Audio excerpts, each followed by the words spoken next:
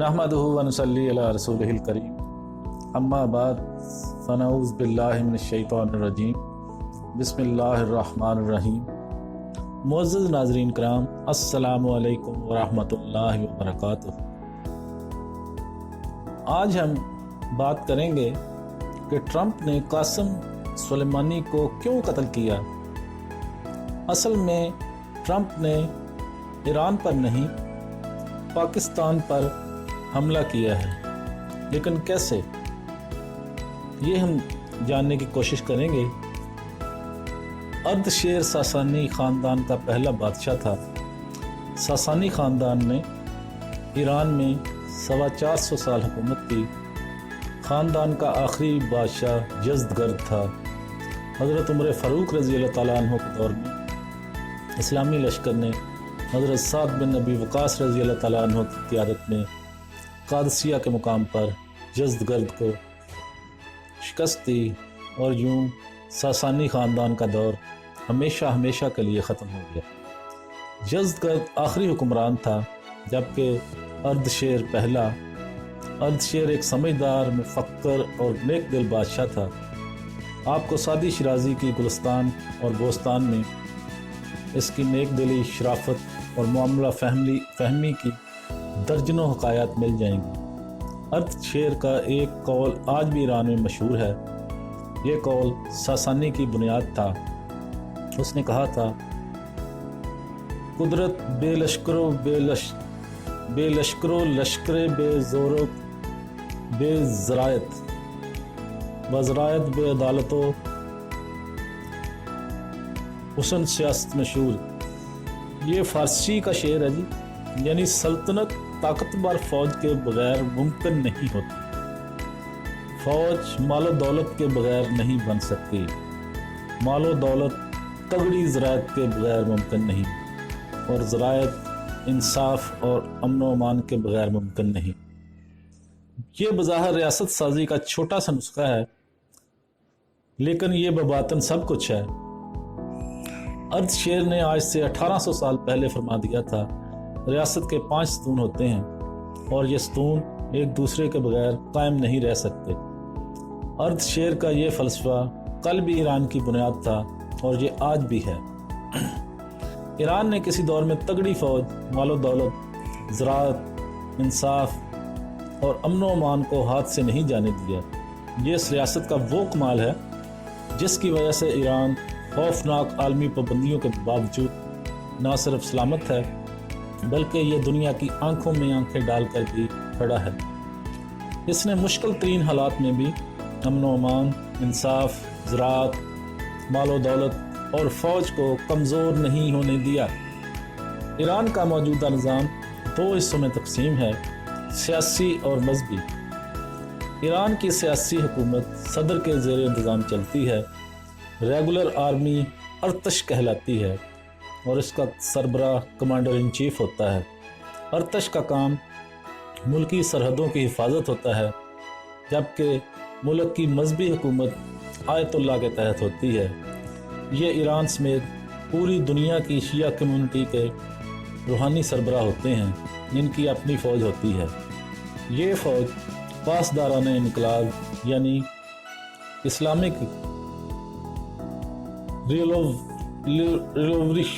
Islamic IRGC Islamic revolutionary guard corps, ये मुजाहिदीन की force है और ये बराह रास्त आयतुल्लाह को जवाबदेह होती है। पासदाराना के 2 हिस्से हैं, ग्राउंड फोर्सेस और कुदस फोर्सेस। पासदारान की दूसरी फोर्स कुदस ब्रिगेड ईरानी सरहदों से बाहर ऑपरेट करती है। मसलन शाम, इराक और यमन में लड़ने वाली शिया फोर्स का तल्लुक कुद्स ब्रिगेड से होता है। इस ब्रिगेड में भी 2 किस्म के लश्कर हैं, ज़ैनब योन और फातिमा योन। ज़ैनब योन के जवान पाकिस्तान से भर्ती किए जाते हैं। ये पारा चनार, गिलगित, स्कर्दू और बलूचिस्तान के सरहदी इलाकों से लिए जाते हैं। ईरान में इन्हें ट्रेनिंग दी जाती है और फिर इन्हें लड़ने के लिए शाम, इराक और यमन भिजवा दिया जाता है, जबकि फातिमा योन के लिए جوان افغانستان سے بھرتی ہوتے ہیں۔ جنرل قاسم سلیمانی قدس بریگیڈ کے سربراہ تھے۔ یہ 21 برسوں سے پاسداران انقلاب کا حصہ تھے۔ یہ آیت اللہ علی خامنائی کے بعد ایران کی مضبوط ترین شخصیت تھے۔ ایران کے گوریلا فوجی ان کی سربراہی میں شام، یمن اور عراق میں لڑ رہے۔ جنرل قاسم سلیمانی نے پچھلے 5 برسوں میں امریکہ کو شام میں ناکوں چنے چبا دیے۔ یہ عراق اور یمن میں بھی امریکہ اور سعودی عرب کو لے کر بیٹھ گئے۔ جنرل قاسم سلیمانی عراق میں 2 پرائیویٹ ملیشیا بھی چلا رہے تھے۔ یہ ملیشیا امریکی فوجیوں اور امریکہ کے عراقی ایجنٹس کو نشانہ بنا رہی تھی۔ CIA نے دسمبر میں دونوں ملیشیا کے لوگ مارنا شروع کر دیے۔ جنرل قاسم سلیمانی نے بدلہ لینے کا فیصلہ کیا اور 31 دسمبر کو ہزاروں مظاہرین نے بغداد میں امریکی سفارتخانے پر دعویٰ بول دیا۔ عمارت کو آگ لگ گئی۔ مظاہرین نے سیکورٹی کیمرے بھی توڑ ڈالے اور سفارتخانے کی عمارت پر حزب اللہ کا پرچم بھی لہرا دیا۔ اور جنرل قاسم سلیمانی یمن میں بھی امریکی اہداف کو نشانہ بنا رہے تھے۔ امریکہ کو وہاں بھی ہزیمت کا سامنا تھا، لہٰذا امریکی صدر نے جنرل قاسم سلیمانی کو قتل کرنے کا فیصلہ کر لیا۔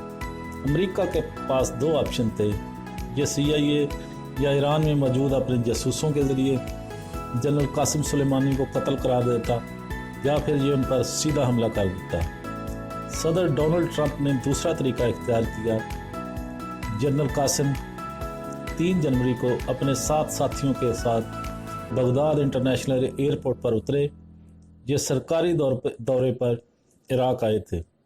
یہ رات 1 بجے بغداد کے ہوائی اڈے سے باہر نکلے اور صدر ڈونلڈ ٹرمپ کے حکم پر CIA نے ان پر ڈرون حملہ کر دیا۔ جنرل قاسم سلیمانی اور پاسداران انقلاب کے نائب ابو مہدی المہندس 7 ساتھیوں سمیت شہید ہو گئے۔ یہ امریکہ کی طرف سے براہ راست حملہ تھا۔ امریکہ رد عمل سے واقف تھا، لیکن صدر ڈونلڈ ٹرمپ نے اس کے باوجود انتہائی قدم اٹھایا۔ اس کی وجہ بظاہر سمجھ نہیں آ رہی۔ پوری دنیا جانتی ہے ایران کے پاس 2000 کلومیٹر تک وار کرنے والے میزائل بھی موجود ہیں اور یہ خفیہ طور پر جوہری طاقت بھی ہے۔ یہ برسوں قبل ایٹم بم بنا چکا ہے۔ امریکہ کی طرف سے ایران کے ساتھ چھیڑ چھاڑ خطرناک ثابت ہو سکتی ہے، مگر امریکی صدر نے اس کے باوجود یہ قدم اٹھایا۔ کیوں؟ آخر کیوں؟ ہمیں اس کے جواب کے لیے اسلامی دنیا کی 20 سال کی تاریخ لینا ہوگا۔ 20 سال قبل دنیا میں 6 مضبوط اسلامی فوجیں تھیں: عراق، لیبیا، شام، ترکی، ایران اور پاکستان۔ یہ 6 فوجیں اگر مل جاتی تو یہ یورپ، امریکہ اور اسرائیل کو لاکھوں چنے چبوا دیتی۔ بڑی طاقتیں اس سچائی سے واقف تھیں، لہٰذا امریکہ نے خاص ٹیکنیک سے یہ فوجیں ختم کرنا شروع کر دی۔ صدام حسین کو اکیلا بھی کیا گیا اور اسلامی دنیا کا ولن بھی بنا دیا گیا، اور پھر 2003 میں حملہ کر کے صدام حسین اور عراق کی فوج دونوں تباہ کر دی۔ لیبیا کے کرنل قذافی اور فوج کو 2011 میں تباہ کر دیا گیا۔ شام میں مارچ 2011 میں حالات خراب ہوئے اور یہ ملک اور اس کی فوج دونوں تباہ ہوتے چلے گئے۔ اگر روس اور ایران شام کے صدر بشار الاسد کا ساتھ نہ دیتے تو یہ ملک اس وقت تک عراق بن چکا ہوتا۔ ترکی میں فوج نے جولائی 2016 میں طیب اردگان کے خلاف بغاوت کر دی۔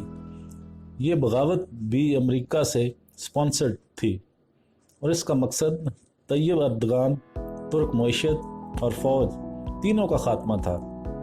بغاوت ناکام ہو گئی، لیکن ترک فوج کو شدید نقصان پہنچا۔ فوج 127 جنرلز اور سینئر افسروں سے محروم ہو گئی۔ سویلین اور فوج کے درمیان غلط فہمی کی دیوار بھی کھڑی ہو گئی اور آخر میں ایران اور پاکستان بچ گئے۔ یہ اب بڑا ہدف ہے۔ صدر ڈونلڈ ٹرمپ ایرانی فوج کو کسی بڑی جنگ میں دھکیلنا چاہتے ہیں، جبکہ پاکستانی فوج مضبوط بھی ہے قوم بھی اس کے ساتھ ہے اور یہ ایٹم بم کی مالک بھی ہے۔ یہ 40 سال سے امریکہ کا ہدف ہے۔ یہ ہدف مزید کلیئر ہوتا چلا جا رہا ہے۔ ہمیں معاشی لحاظ سے بھی پھنسا دیا گیا ہے۔ ہم IMF اور FATF کے شکنجے میں بھی ہیں اور ہم سعودی عرب اور UAE کے قرض دار بھی ہیں۔ امریکہ اگر ایک اشارہ کر دے تو ہم ڈیفالٹ ہو جائیں، ہمیں پیٹرول اور ادویات تک نہ ملیں۔ امریکہ آج اگر اس صورتحال کا فائدہ اٹھانا چاہے تو یہ بڑی آسانی سے ایک تیر سے دو شکار کر سکتا ہے۔ ایران امریکہ سے جنرل قاسم سلیمانی کا بدلہ لے اور امریکہ جواب میں ایران پر حملہ کر دے، امریکی فوج کو اس حملے کے دوران پاکستان کی ضرورت پڑے گی۔ ایران کے خلاف ہمارے ہوائی اڈے بھی استعمال ہوں گے اور زمین بھی، اور یہ وہ آغاز ہے جس کے آخر میں ایران اور پاکستان ایک دوسرے کے آمنے سامنے آ جائیں گے۔ ایران ہمیں مارے یا پھر ہم ایران کو ماریں، فائدہ بہرحال امریکہ کو ہوگا۔ یہ صورتحال ہمارے لیے انتہائی خطرناک ہوگی۔ جنرل قاسم سلیمانی کی ہلاکت کا نقصان پاکستان کو ہوگا، لہٰذا ہم حقیقی معنوں میں دیکھیں تو امریکہ نے 3 جنوری کو جنرل قاسم سلیمانی پر ڈرون حملہ نہیں کیا، یہ پاکستان پر حملہ تھا۔ کیونکہ ایران کا رد عمل جو بھی ہوگا اس کا کوئی نہ کوئی ملبہ پاکستان پر ضرور گرے گا۔ ہم کسی نہ کسی طرح سینڈوچ ضرور بنیں گے۔ ہمیں آج یہ جان لینا چاہیے، ہم نے 1980 میں امریکہ کے لیے سوویت یونین کی جنگ لڑ کر بیوقوفی کی تھی۔ ہم افغانستان کی جنگ کو پشاور اور لاہور کی سڑکوں پر لے آئے تھے۔ ہم نے 2001 میں امریکہ کی وار آن ٹیرر کا حصہ بن کر 1980 سے بڑی غلطی کی تھی۔